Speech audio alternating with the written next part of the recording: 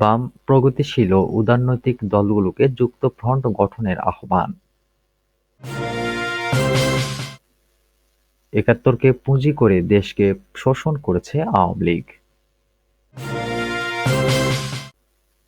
ফেনীতে কাতার আওয়ামী লীগ নেতাকে সংবর্ধনা, অতিথি ডিসিএসপি। সর্বশেষ জানাবো ছুটির দিনে দর্শনার্থীর সমাগমে মুখরিত বাণিজ্য মেলা। এতক্ষণ শুনছিলেন সংবাদ শিরোনাম, এবারে বিস্তারিত। বাম, প্রগতিশীল ও উদারনৈতিক দলগুলোকে যুক্তফ্রন্ট গঠনের আহ্বান। আগামী জাতীয় নির্বাচনকে সামনে রেখে বাম, প্রগতিশীল ও উদারনৈতিক রাজনৈতিক দলগুলোকে ঐক্যবদ্ধভাবে যুক্তফ্রন্ট গঠনের আহ্বান জানিয়েছেন বাংলাদেশের কমিউনিস্ট পার্টির সাবেক সভাপতি মুজাহিদুল ইসলাম সেলিম। তিনি বলেন, কেবল মেহনতি মানুষের রক্ত যাবে, অন্যরা ক্ষমতা ভোগ করবে, তা হবে না। এবার জুলাই-আগস্ট অভ্যুত্থানের ফল জনগণ নিজের ঘরে তুলে নেবে। শুক্রবার বিকেলে রাজধানীর সোহরাওয়ার্দী উদ্যানে ঢাকা সমাবেশে তিনি এসব কথা বলেন। জুলাই-আগস্ট হত্যাকাণ্ডের বিচার ও ক্ষতিগ্রস্তদের পুনর্বাসন, গণতন্ত্র প্রতিষ্ঠায় দ্রুত নির্বাচনের সুনির্দিষ্ট তারিখ ঘোষণা, নিত্যপণ্যের দাম কমানো, জানমালের নিরাপত্তা, শোষণ নিপীড়ন, বৈষম্যমুক্ত অসাম্প্রদায়িক গণতান্ত্রিক দেশ গড়ে তোলা, মুক্তিযুদ্ধের চেতনায় ২০২৪-এর গণ-অভ্যুত্থানের আকাঙ্ক্ষা বাস্তবায়ন ও ব্যবস্থার লক্ষ্যে এ সমাবেশ করে সিপিবি। মুজাহিদুল ইসলাম সেলিম বলেন, ক্ষমতায় যেতে হলে খালি ঘরে বসে লড়াই করে গেলে চলবে না, নিজেদের সরকার গঠন করতে হবে। এবার বামপন্থীরা সরকার কায়েমের সংগ্রামে অবতীর্ণ হবে। সব প্রগতিশীল বাম, উদারনৈতিক ও সৎ নিষ্ঠাবান লোক ও দলগুলোকে ঐক্যবদ্ধ হতে হবে। তিনি বলেন, নৌকা, ধানের শীষ, লাঙল, দাঁড়িপাল্লা এই চারটিকে বাদ দিয়ে নয়া যুক্তফ্রন্ট গড়ে তোলেন। যুক্তফ্রন্টের সরকার গড়ে তোলেন। ছাত্র জনতার আন্দোলনে ফ্যাসিস্ট শাসনকে বিদায় নিতে হয়েছে, এজন্য আমি বীর ছাত্রদের অভিনন্দন জানাই। একাত্তরকে পুঁজি করে দেশকে শোষণ করেছে আওয়ামী লীগ। বাংলাদেশের ষড়যন্ত্রকারী গোষ্ঠী একাত্তরের তকমা লাগিয়ে ৫৪ বছর জনগণের সঙ্গে চরম প্রতারণা করেছে।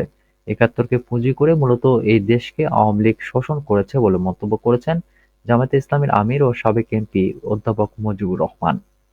তিনি বলেন, গণতন্ত্রের সঙ্গে একাত্তরের পরই তারা চরম বিশ্বাসঘাতকতা করেছিল।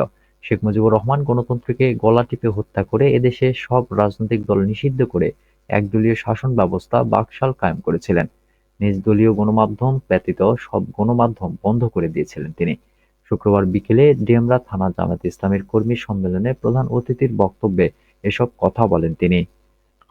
অধ্যাপক মুজিবুর রহমান বলেন, দুনিয়ার কল্যাণের সাথে আখিরাতের কল্যাণ নিশ্চিতে কাজ করছে জামায়াতে ইসলামী। এদেশের মানুষের সত্যিকার কল্যাণে ও মুক্তির জন্য ছাত্র জনতার বিপ্লবে অর্জিত নতুন বাংলাদেশকে সামনে এগিয়ে নিতে অবশ্যই জামায়াতে ইসলামীকে বেছে নিতে হবে। দেশের অধিকাংশ রাজনৈতিক দলগুলো ৩০ বছর কেবল নিজেরা ভালো থাকার চিন্তা করেছে।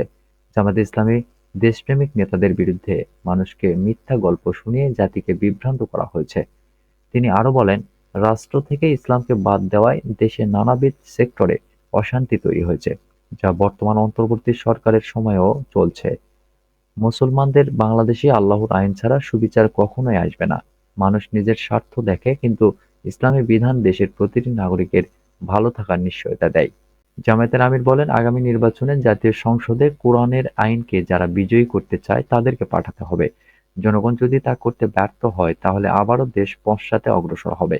চরিত্র না থাকলে মানুষের কিছুই থাকে না উল্লেখ করে তিনি বলেন, যারা রাজনীতি করেন তাদের চরিত্রবান হতে হবে। রাজনৈতিক নেতাদের চরিত্রহীন হলে দেশের জন্য চরম বিপদ ডেকে আনে। সুতরাং অবশ্যই সচেতন থেকে মানুষের কল্যাণে এগিয়ে যেতে হবে। ফেনীতে কাতার আওয়ামী লীগ নেতাকে সংবর্ধনা, অতিথি ডিসিএসপি। কাতার আওয়ামী লীগের সাংগঠনিক সম্পাদক এম সাখাওয়াত হোসেন খানকে ফেনীতে সংবর্ধনা দেওয়া হয়েছে। বৃহস্পতিবার রাতে শহরের একটি রেস্টুরেন্টে সরকারের বাণিজ্যিক গুরুত্বপূর্ণ ব্যক্তি নির্বাচিত হওয়ায় তাকে এ সংবর্ধনা দিয়েছে আলোকিত ফেনী ফাউন্ডেশন। এ নিয়ে জেলা জুড়ে নানা আলোচনা সমালোচনা চলছে। জানা গেছে, ফেনী সদর উপজেলার পাঁচগাছিয়া ইউনিয়নের এম সাখাওয়াত হোসেন খান ২০২৩ সালে কাতার আওয়ামী লীগের সাংগঠনিক সম্পাদকের দায়িত্ব নেন। তার আগে থেকেই তিনি আওয়ামী রাজনীতিতে সক্রিয় ছিলেন। সাম্প্রতিক সময়ে এম সাখাওয়াত হোসেন বাংলাদেশ সরকারের বাণিজ্যিক গুরুত্বপূর্ণ ব্যক্তি নির্বাচিত হওয়ায় তাকে এ সংবর্ধনা দিয়েছেন আলোকিত ফেনী ফাউন্ডেশন। এই অনুষ্ঠানের পর থেকে সামাজিক যোগাযোগ মাধ্যম ফেসবুকে আওয়ামী রাজনীতিতে সংবর্ধিত এম সাখাওয়াত হোসেনের বিভিন্ন কর্মসূচিতে অংশগ্রহণ সহ নানা চিত্র উঠে আসে। এ নিয়ে বিভিন্ন মহলে নানা আলোচনা সমালোচনা চলছে। সামাজিক যোগাযোগ মাধ্যম ফেসবুকে বেলাল হোসেন নামে এক ব্যক্তি লিখেছেন, ফ্যাসিস্ট সরকারের অর্থদাতা এম সাখাওয়াত হোসেন খান কাতার আওয়ামী লীগের সাংগঠনিক সম্পাদক। কাতারে তার বাসায় ফেনী পৌর মেয়র সহ কয়েকজন কমিশনার, যুবলীগের দায়িত্বশীল নেতা ও ইউনিয়ন চেয়ারম্যানের অবস্থান রয়েছে। আর আমরা তাকে সংবর্ধনা দিচ্ছি। কি জবাব দেবেন ৪ আগস্টের বীর শহীদদের? অর্থের কি ক্ষমতা? জেলা যুবদলের যুগ্ম সাধারণ সম্পাদক হায়দার আলী রাসেল পাটোয়ারী এক পোস্টে মন্তব্য করেন, টাকার কাছে সবাই বিক্রি হয়ে যাচ্ছে। কিছু টাকার বিনিময়ে আওয়ামী পরিবারের লোককে সংবর্ধনা দিচ্ছে। এসবের ধিক্কার জানাই। আল ইমরান নামে আরেকজন লিখেছেন, টাকার বিনিময়ে যদি আওয়ামী দোসররা সংবর্ধনা নেন আর ওই অনুষ্ঠানে আমাদের সিনিয়র নেতৃবৃন্দরা যায়, তাহলে আমরা কোথায় যাব? আওয়ামী দোসররা প্রকাশ্যে খুন-খারাপি করেও তাদের মধ্যে এখন পর্যন্ত বিন্দুমাত্র অনুতপ্ত নেই। ছুটির দিনে দর্শনার্থীর সমাগমে মুখরিত বাণিজ্য মেলা। ঢাকা আন্তর্জাতিক বাণিজ্য মেলায় শুক্রবার প্রথম ছুটির দিনে ক্রেতা ও দর্শনার্থীদের ঢল নামে। শীত উপেক্ষা করে ক্রেতা-দর্শনার্থীর পদচারণায় মুখরিত হয়ে ওঠে পূর্বাঞ্চলের বাংলাদেশ-চায়না ফ্রেন্ডশিপ এক্সিবিশন সেন্টারের মেলা প্রাঙ্গণ। স্টল ও প্যাভিলিয়নগুলোতে ছিল উপচে পড়া ভিড়।